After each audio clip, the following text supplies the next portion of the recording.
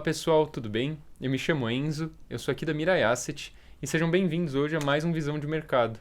Eu estou aqui com o nosso analista Pedro Gaudi e ele vai falar um pouquinho para a gente como foi a semana no mercado financeiro e as notícias mais marcantes. Olá pessoal, Pedro Gaudi, aqui da Miraiace. A gente começa o Visão de Mercado. Como sempre a gente vai falar da semana, mas eu começo como sempre falando lá de fora, tá? Como sempre eu começo falando lá de fora pela importância que as bolsas de valores trazem para o nosso Ibovespa, para a nossa bolsa. Justamente porque a bolsa lá dos Estados Unidos, por exemplo, é muito forte e acaba influenciando, né, o jogo dos grandes investidores. Bom, a semana ficou pautada aí por um período de cautela por parte dos investidores. Isso já vem há algumas semanas de nervosismo por conta aí da política monetária nos Estados Unidos. O pessoal está preocupado que o Fed faça mudanças, né, na taxa de juros, ou se antecipe, né, no aumento da taxa de juros e se antecipe na questão de reduzir a compra de títulos. Saíram vários indicadores aí recentemente, saiu a ata do FONC, discurso de membros do Fed. Os membros do Fed estão divididos, uma parte quer que postergue, outra parte quer que antecipe. E essa semana, especificamente hoje, sexta-feira, saíram os dados oficiais do mercado de trabalho dos Estados Unidos, que é um grande referencial para ver se a economia está melhorando ou não, né? É, Saiu na semana, toda semana saem os dados de pedidos de auxílio-desemprego, né?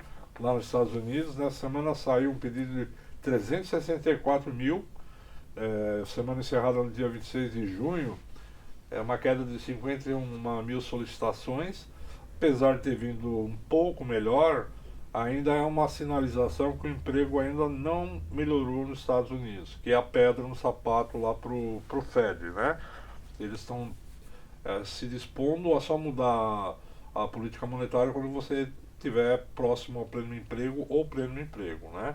Então esse dado aí veio 364 mil, então ainda longe do ideal.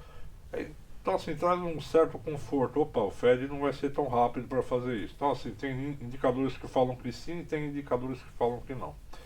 Na quarta-feira, toda a primeira semana do mês, a primeira sexta-feira saem os dados oficiais do mercado de trabalho. Que é essa sexta-feira, hoje é a primeira sexta-feira do mês, né?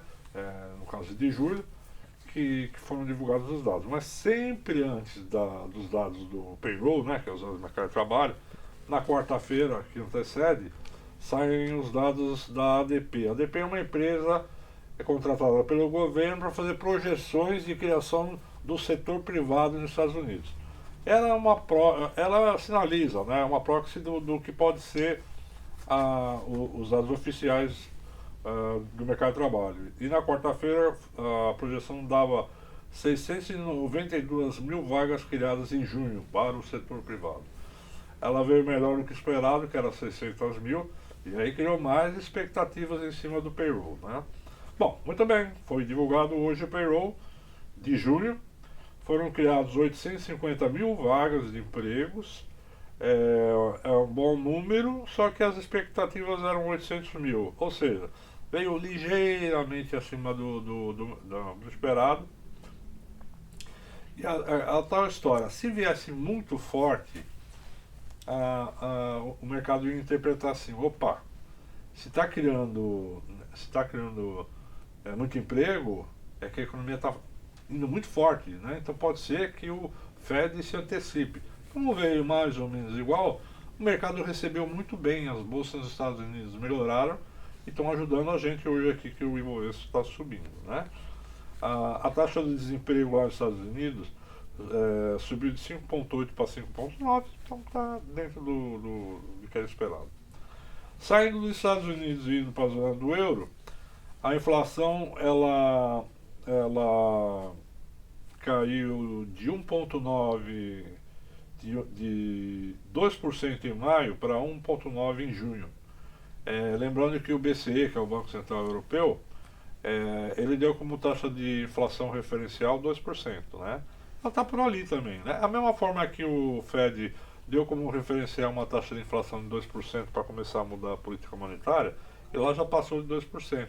Mas os bancos centrais entendem que essa pressão inflacionária que está acontecendo no mundo todo, não é só lá, aqui também a gente está vendo inflação muito forte, ela é uma inflação pontual, então está todo mundo, não vai sair correndo aumentando juros e só vamos fazer ajustes. Por exemplo, o nosso Banco Central aumentou juros com a inflação alta porque realmente está pegando aqui, está fazendo alguns ajustes na Selic, mas enfim. Ô Pedro, Oi? isso se dá muito também por conta da política expansionista, né, monetária que a gente está vendo. Isso é um fenômeno que acontece mundo afora hoje em dia, né? É algo bem Então, comum.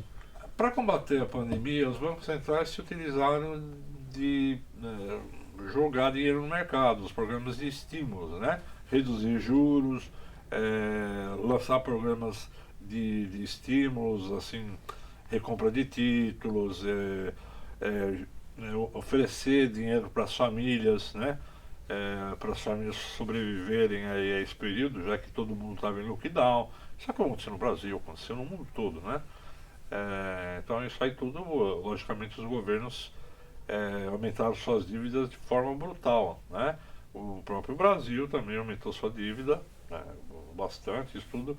Quando acabar a pandemia, que as economias voltarem, e a atividade voltar, os tributos voltam a ser, né, recolhidos e os governos começam a voltar a equilibrar suas contas. É uma questão de tempo agora, mas o principal agora é recuperar as economias, porque a pandemia, queira ou não queira, não acabou. E você tem um risco adicional agora que a cepa indiana, né, a Delta, né, que eles chamam de Delta, que ela, se ela começar a crescer e ela já está em todos os países do mundo, essa variante ela pode se comprometer essa recuperação da economia mundial. Então a gente tem que acompanhar isso, mas a vacinação está caminhando muito rápido. Então esse é o fator, né, que também gera preocupação. Mas os estímulos é o que você falou, foram necessários, né, para minimizar o impacto da Covid. Você Ao menos imagina, a curto prazo, né, para dar uma é pelo segurada. prazo, né, que precisar, porque você imagina as famílias que ficaram dentro de casa, sem renda, como é que esse povo ia comer, né? Não. Então esse auxílio emergencial ele aconteceu no Brasil e em outros países, né? E foram necessários, porque senão seria um desastre, né? Saindo dos Estados Unidos, né? Eu falei da inflação na Europa, também está lá, mais ou menos, né? No exterior, o principal foi isso. Agora a gente vindo para o mercado interno. A semana foi muito mutuada, né? Como eu falei, a nossa bolsa de valores, além dela ela ser influenciada pela volatilidade das bolsas lá fora, pelas expectativas do Fed e tudo mais, ela teve aqui indicadores muito importantes, né? Vamos falar primeiro do lado de economia e depois a gente fala do lado político, né? Saiu o CAGED, que é a parte de indicadores de desemprego, né? De maio, você teve de registro, né, de empregos, teve abertura de 280 mil vagas de carteira assinada, foi um resultado bom, né, ainda muito aquém do esperado. Você confronta isso, porque a criação de emprego saiu em maio, a de desemprego, que é o PNAD contínua, ele saiu de abril, né? Então você tem um mês de defasagem. A taxa de desemprego ficou em 14,7% em abril, que era a mesma taxa do mês passado, ou seja, não mudou nada. E se você pega a taxa do abril do ano passado, tinha sido 12,6%, ou seja, de lá para cá piorou o desemprego no país e agora ela parou, ela estancou, ela não subiu, ela estancou, né? E conforme a economia, a vacinação avança, né, a tendência é as contratações aumentarem e essa taxa cair. Isso deve acontecer ao longo do segundo semestre. Vamos torcer. Com certeza.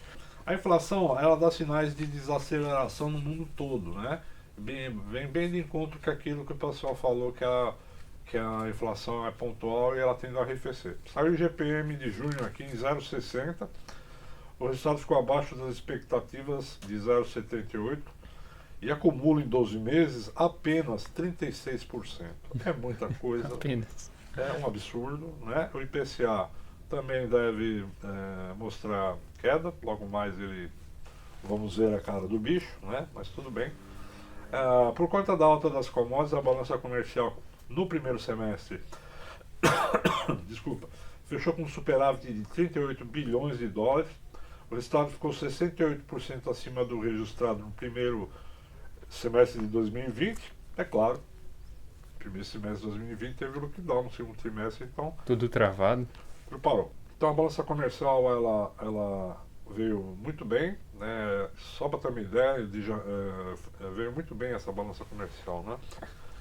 Saiu um dado muito bom, positivo, que está até mexendo com a bolsa hoje. Saiu a produção industrial de abril, um crescimento de 1,4% frente a abril, né? E ela reverteu a queda da produção industrial dos meses anteriores. Isso é uma boa sinalização da economia do Brasil, né? Que as coisas começam a melhorar. O pessoal ficou muito otimista com esse dado, isso está ajudando a nossa Bolsa de Valores, apesar da piora do cenário político, né?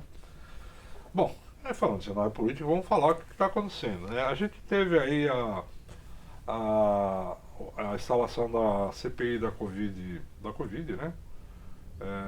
A gente tem dito que isso aí está parecendo um circo, né? Tá dando o que falar. Tá dando o que falar. Virou Big Brother, né? Você tem as pessoas. Enfim, não cabe a nós ficar julgando isso, mas enfim, a qualificação das pessoas, né? Mas enfim, o negócio pegou fogo essa semana porque começou a surgir acusações de corrupção no Ministério da Saúde, né? E apareceram nomes lá, pessoas falando, envolvendo o nome do presidente, o nome de ministros. Logicamente isso acabou gerando um mal-estar muito grande, né? Em Brasília. A mídia só fala nisso, claro, né?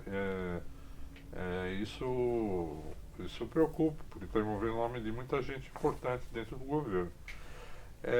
Mas isso aí, como eu falei, virou Big Brother. O mercado costuma não dar muita bola para isso, apesar que ontem a bolsa cedeu um pouco por conta dessa incerteza. Mas o que mais está pegando para nós é a questão da reforma tributária, que a gente sabe que é super necessária. Tudo que a gente compra no Brasil, metade é imposto, né? Aí a pessoa fala, mas o carro nos Estados Unidos custa metade do carro no Brasil. Lógico, outra metade é imposto. Tudo que você compra, metade é imposto. Então, assim, eles já estão estudando a unificação do imposto, esse negócio de ICMS, IPI, papapá. Então isso tudo vai mudar, já está na pauta. Mas o ministro Paulo Guedes, na proposta que ele entregou por Congresso, também veio junto uma proposta de taxação de alguns produtos do mercado financeiro que bateu no mercado, né? Bateu no mercado, nas bolsas de valores, entre eles o fim do juros sobre capital próprio e a taxação dos dividendos. Para entender o que eu estou falando, quem pagava o imposto de renda do dividendos sempre era a empresa que pagava o dividendo. E quem pagava o tributo do juros sobre capital próprio era o acionista. Então eles querem acabar com o juros sobre capital próprio e o dividendo, quem paga o tributo agora seria o acionista, né? As empresas elas usam estratégias de pagar o JCP ou pagar dividendo para melhorar o seu LAIR, né? O seu lucro antes de imposto de renda, e conforme eles usam esse tipo de pagamento, eles acabam pagando menos imposto de renda, é claro, né? Então o governo está tentando criar uma forma de tirar essa possibilidade das empresas ficar manipulando e pagar o imposto, né? Pagar o imposto e gerar arrecadação, né? Bom, enfim, esse negócio de taxar dividendos, taxar fundo imobiliário, o dividendo mensal era isento de imposto de renda. Na pauta entrou também você tributar o dividendo mensal do fundo imobiliário. Que a beleza era antes, né? Exatamente essa, algo que era muito atrativo é não ter essa taxação. Mas isso, uma opinião minha, o martelo não está batido. eu acho que o Congresso não vai aceitar da forma como veio. Eu acredito que vai ter mudança. A gente é lógico, a gente está falando o que foi proposto, mas eu acho que muita coisa o Congresso vai mudar, porque não tem sentido. Um dos atrativos do fundo imobiliário era justamente esse. E é o que viabilizava as emissões constantes dos fundos imobiliários. E essas emissões constantes é que viabilizavam os empreendimentos para fazer prédio para cá, para lá, para cá. Se você tira a atratividade, essas operações, essas emissões perdem o interesse dos investidores. Então, você acaba viabilizando esses projetos, né? De construção de prédios, hospitais, escolas e tudo. Então, assim, eu acho que o Congresso vai repensar um pouco nisso. Que vai haver tributação, vai, mas eu não sei se nesse nível que está sendo Sim. apontado, né? Mas o tempo dirá, né? Isso quem vai decidir é o Congresso, O né? governo não pode deixar espanar, né? Tem que ter essa. Alguém tem que pagar a conta, né? Porque se você está reduzindo a carga de imposto de renda da pessoa física e da pessoa jurídica, não, eu concordo com isso, tem que ter uma compensação, né? Como é que o governo vai fazer isso? Eles vão ter que encontrar alguma maneira. Bom, apesar da Bolsa lá fora e aqui dentro ter se mostrado muito volátil, né? Foi uma semana que acabou sendo positiva para o mercado de ações, né? Essa volatilidade que eu falei, ela não ficou presa só à Bolsa, ela ficou presa a juros, né? As treasuries lá fora, nossas taxas aqui de curva de juros, né? De curto, de longo prazo, ao câmbio, né? Ao dólar em relação ao real. Bom, a gente olhando aqui, vocês não estão vendo que está dia ainda, não fechou o mercado. A bolsa está aberta ainda, a gente vai dar uma foto do que está agora há pouco a bolsa e o dólar, mas assim, ainda vai mudar, tá? Vai mudar, mas é uma sinalização como está agora. O Bovespa hoje está subindo 1,3%, como ele apoiou bastante ontem, né? Caiu 0,90, um mau humor total. Hoje ele está tendo uma recuperação técnica acompanhando a melhora das bolsas dos Estados Unidos que recebeu bem o payroll, né? Então a gente está subindo 1,3% no pregão. Na semana, só para ter uma ideia, está subindo 0,3%. Quer dizer, estava apoiando a semana toda.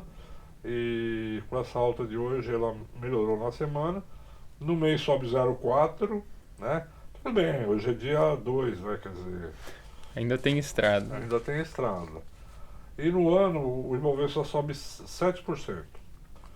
O dólar na semana, que é o finalzinho de junho, né? E o comecinho de agosto, está subindo 2,6% a 5,5 reais, né? Lá fora o Dow Jones na semana está subindo quase 1%, o S&P 1,2% e o Nasdaq 1,6%. Aí eu sei que o Enzo vai me perguntar o que vai ter na próxima semana. Enzo. Então eu já me antecipo e vou falar que na segunda-feira a agenda econômica é tranquila, viu, Enzo? Na segunda-feira, sempre começo de mês, são divulgados os PMIs. Né? PMIs é uma forma de mensurar as atividades, né, nos diferentes países, medidos pela indústria, pelo serviço e pelo composto, que é a mescla da indústrias e serviços. Tá?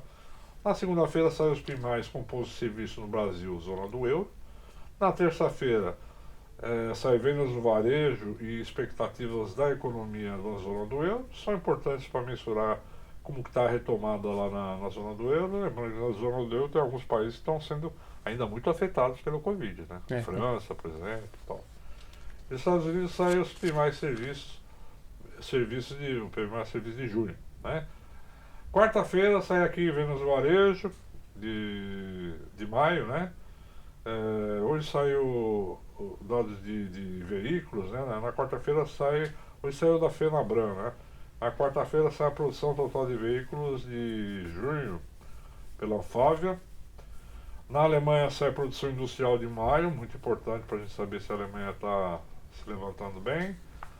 Zona do euro sai projeções econômicas da Comissão Europeia, então é bom para a gente ver como é que o BCE, né, que é o Banco Central Europeu, está olhando lá, né?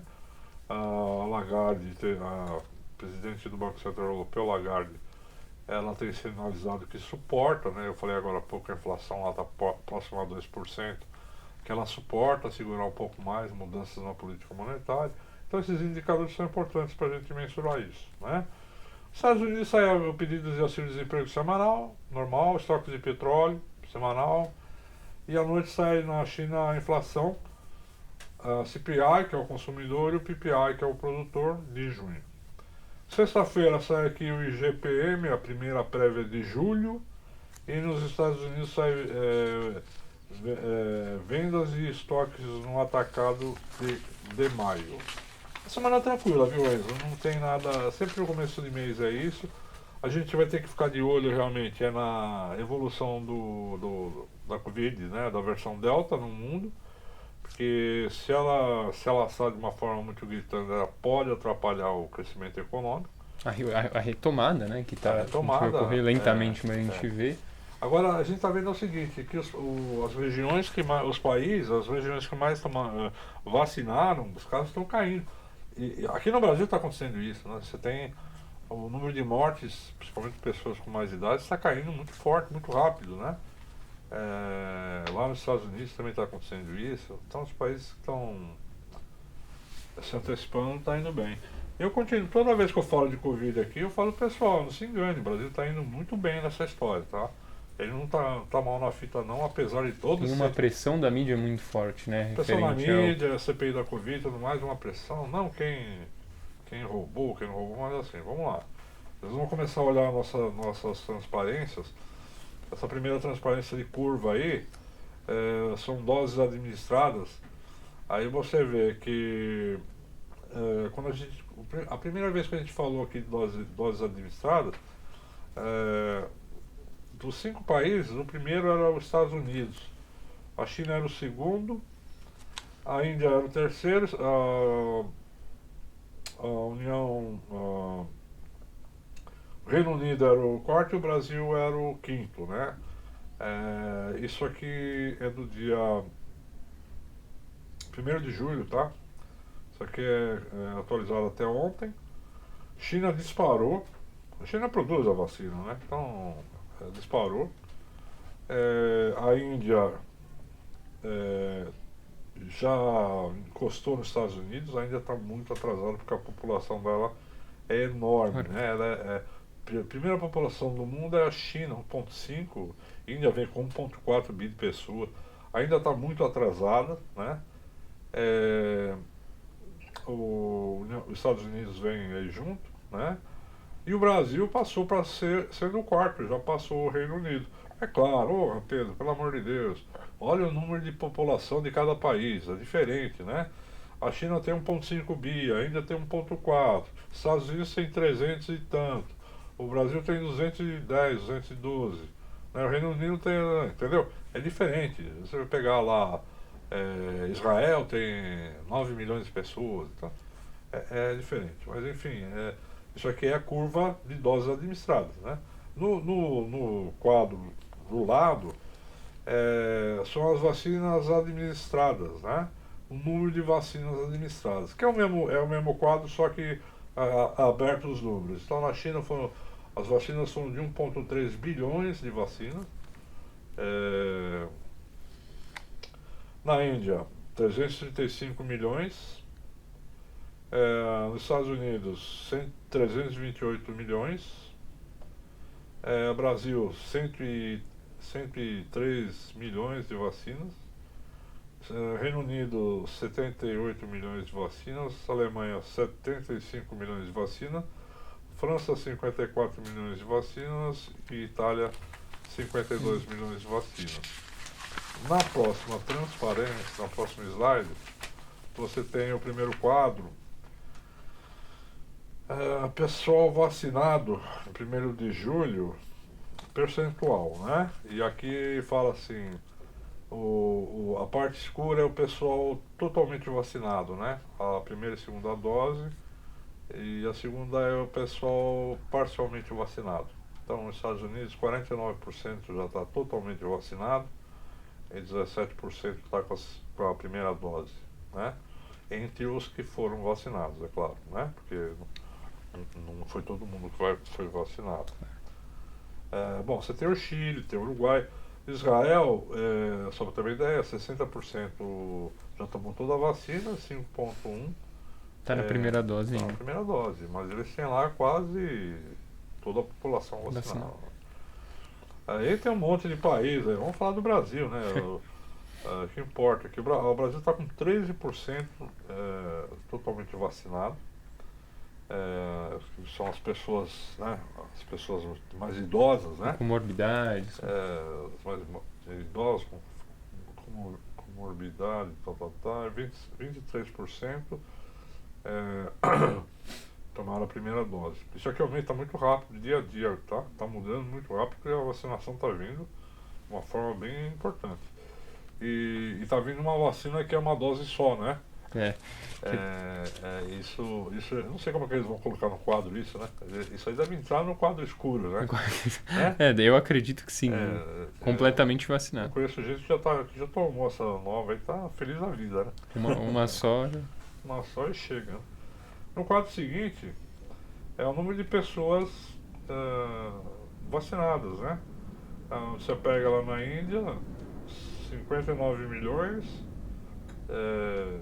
totalmente vacinadas e 216 milhões com uma vacina só. Então você pega lá, tem 1,4 bi de pessoas, né? Está muito longe da realidade. Estados Unidos, 155 milhões totalmente vacinados e uma parte não, né? E aqui no Brasil, 27 milhões totalmente vacinados e 49 milhões com a primeira dose. Conforme os meses vão encerrando, vai chegando a turma que toma a segunda dose. Então isso aqui vai mudar muito rápido, né? Porque agora terminou junho, né? Então os quadros, até eles atualizarem os quadros até o final de julho, isso aumenta bastante. Inclusive eu vou tomar a segunda no final de julho. Então, estamos chegando lá. Se Deus quiser. Bom, vamos lá. Nos últimos bate-papos que a gente teve aqui, Enzo, a gente sempre fez alguns comparativos de empresas, de setores e tal, resultados. Eu optei hoje em falar da Covid para destacar que a coisa está melhorando e por isso que o pessoal está um pouco entusiasmado aí com a retomada, né? A gente está vendo algumas ações de setores que foram muito massacrados, né? Por conta da pandemia, né? Turismo, transporte aéreo, entretenimento, alguns papéis que agora começam a mostrar aí uma certa recuperação, né? Um pouco mais de otimismo. Por isso que a gente tem que ficar de olho no Delta aí, né? Porque o Delta, se ele vier pode frear esse entusiasmo, a parte de shopping e tudo mais, né? Mas o que eu queria dizer é o seguinte, a gente não vai parar com isso, a gente vai continuar. A diferença é que a partir do dia 20 agora desse mês começam a ser divulgados os resultados do segundo trimestre. Então até lá a gente ainda vai falar um pouco sobre o primeiro trimestre, né? Ou sobre algum evento importante. Mas a partir da divulgação dos resultados do segundo trimestre desse ano, a gente vai começar a falar dos resultados, tá? De cara, eu só quero dar uma visão seguinte: a gente vai falar de um segundo trimestre contra um segundo trimestre que foi o lockdown, ou seja, todo mundo parado, trancado e as empresas fechadas. Então, assim, a comparação é absurdamente diferente, né? É um nada contra um monte, né? Então, os resultados do segundo trimestre vão dar de 10.000 a 0 no segundo trimestre de 2020. E pelo andar da carruagem, o segundo trimestre de 2021 vai ser melhor do que o primeiro trimestre de 2021 na maioria dos casos de empresas, né? Então a gente vai ser legal porque conforme os resultados vão saindo, as empresas vão começar a sinalizar o que eles estão enxergando, né? Para o próximo trimestre, para o próximo semestre, que é agora, o segundo semestre desse ano. Isso é muito importante porque baliza, né, a visão dos analistas e a visão dos investidores. A gente está acompanhando algumas casas aí do mercado já mudando projeção de Ibovespa de 130 para o final do ano para 150. Lembrando que ela já bateu 131 aí não faz muito tempo, né? Então, você falar em 150 mil para o final do ano, com a economia retomando, Não é nada, é bem factível, não é nada, nenhum sorvete na testa, é bem factível mesmo. Desde que as coisas, né, fluam de uma coisa sensata, né, desde que não aconteça nenhuma coisa grave do lado político, né. Então, é assim, a gente tem que ficar de olho na Covid, né, nessa Delta, porque ela pode estragar o show, mas assim, a sequência é vacinação, se as vacinas vão dar conta desse novo vírus, e para nós tinha uma pedra nova no sapato, que é o risco hídrico, né? As reservas nos reservatórios mais importantes, que representam 70% da geração de energia, estão com 29% de nível de reserva. As termoelétricas estão sendo utilizadas, a probabilidade de ter apagão, como em 2001, é de 3%, é muito baixo. E o governo já está, ANEEL, enfim, o governo, os órgãos aí relacionados estão estudando já formas de Conta isso aí, né? de segurar o que preocupa, é incrível que pareça, é que se a economia deslanchar com esse nível de reservatório, vai precisar de muita energia. Mais energia né? para segurar as pontas. Então, assim, hoje a estrutura do setor elétrico ele é muito diferente do que em 2001, né? Se você pega os linhões de transmissão, eles são muito mais robustos, né? Em 2001 você não conseguia trazer energia do norte e nordeste para o sudeste. Hoje você consegue levar a energia do Brasil para qualquer parte, daqui para lá, de lá para cá. Então isso tudo facilita, né? Você pode importar energia, né? Você teve um crescimento muito importante de outras fontes de energia sem ser a hídrica, sem ser por represa, né? Por hídrica, né? Você tem eólica, você tem térmica, a nuclear, você tem solar, né? Então isso está crescendo bastante. E agora é assim, a gente vai entrar no período final de junho 29, final de julho deve cair para 26, 25, setembro deve cair para 23, 22, começa a chover em novembro, né? Aí tem que chamar o pajé, chamar o pajé para chover, e tem que chover muito, né? Novembro, dezembro, as chuvas vão até março, mas assim, nós estamos numa década de chuva fraca. Então o risco da gente entrar no próximo ano com a reserva baixa ainda é muito grande, mas o pessoal está investindo pesado nas alternativas de energia. Isso acho que agora vai ficar mais evidente, o pessoal vai correr atrás. Acho que é isso, Enzo. Basicamente foi isso para a semana. Semana que vem tem mais, lembrando que semana que vem a semana é mais curta porque tem feriado na sexta. Então, pessoal, é isso aí. Valeu, Pedrão, pela tua participação aqui. Semana que vem a gente se vê de novo. Obrigado. Valeu, pessoal. Um abraço. Até mais.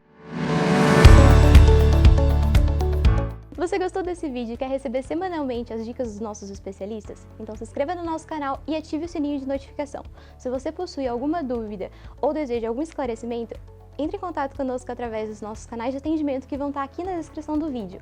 E não se esqueça de curtir esse vídeo, compartilhar e comentar, deixar aqui seu feedback para que a gente possa estar trazendo mais conteúdos como este. Muito obrigada!